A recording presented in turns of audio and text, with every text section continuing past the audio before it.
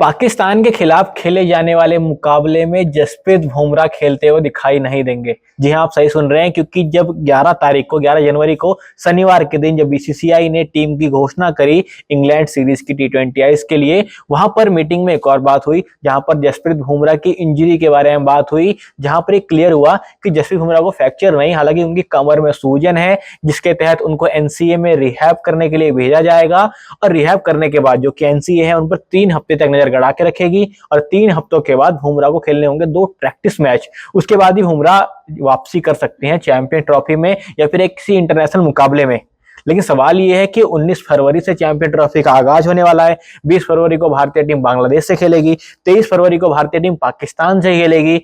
इस बीच रिहैब कर रहे होंगे जसप्रीत बुमराह एनसीए में और वहां पर बीसीसीआई उन पर कड़ी नजर से बना के रखेगी, लेकिन जसप्रीत बुमराह यहां पर मौजूद नहीं रहेंगे ग्रुप स्टेज मैच खेलने में। हालांकि जब बात करें अगर भारतीय टीम क्वालिफाई करती है तो क्वालिफिकेशन वाले मैच में या फिर सेमीफाइनल या फाइनल के मुकाबले में जसप्रीत बुमराह वापसी कर सकते हैं, लेकिन उससे पहले ग्रुप स्टेज के जितने भी मुकाबले होने वाले हैं उसमें जसप्रीत बुमराह उपस्थित नहीं होंगे। यहाँ ये खबर है जो कि सोर्सेस के हवाले से आई है, जहां पर यही बात करी गई है। अभी तक जो अनुमान लगाया जा रहा था जसप्रीत बुमराह को कि उनको फ्रैक्चर था, इस पर भी क्लियरेंस आया है कि फ्रैक्चर नहीं, उनको कमर में सूजन है।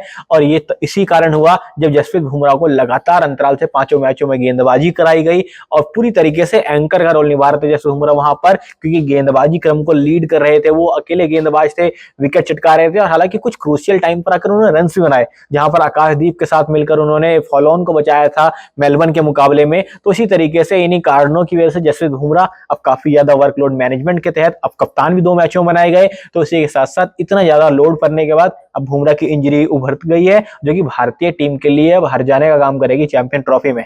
हालांकि एक पॉजिटिव ये रहेगा भारतीय टीम के लिए कि टी20 आई सीरीज में मोहम्मद शमी वापसी कर चुके हैं। मोहम्मद शमी का वहां पर चयन हो चुका है। अब देखना ये होगा कि मोहम्मद शमी का परफॉर्मेंस रहता कैसा है, क्योंकि आप विजय हजारे ट्रॉफी में उनके मैचेस की बात करें तो उन्होंने जो आखिरी मुकाबला खेला था वहां पर तमिलनाडु के अगेंस्ट, वहां पर उन्होंने 3 विकेट झटकाए, लेकिन 61 रन उन्होंने खर्च कर दिए थे, जिसमें उनकी इकोनॉमी जस्टिफाई बिल्कुल नहीं थी ओडीआई के लिहाज से। अब सामने होगी इंग्लैंड की टीम जो कि ताबड़तोड़ बल्लेबाजी करने के लिए जानी जाती है, और देखना यह होगा कि मोहम्मद शमी किस तरह से गेंदबाजी कर सकते हैं। हालांकि अगर चैंपियन ट्रॉफी के लिहाज से देखें तो भारतीय टीम की गेंदबाजी क्रम में काफी ज्यादा वीकनेस दिखाई पड़ रही है, क्योंकि आप देखेंगे मोहम्मद शमी जो कि इंजरी से वापसी कर रहे हैं, तो उनकी उस तरह की लय दिखेगी या नहीं दिखेगी, ये बहुत सबसे बड़ा सवाल होने वाला है।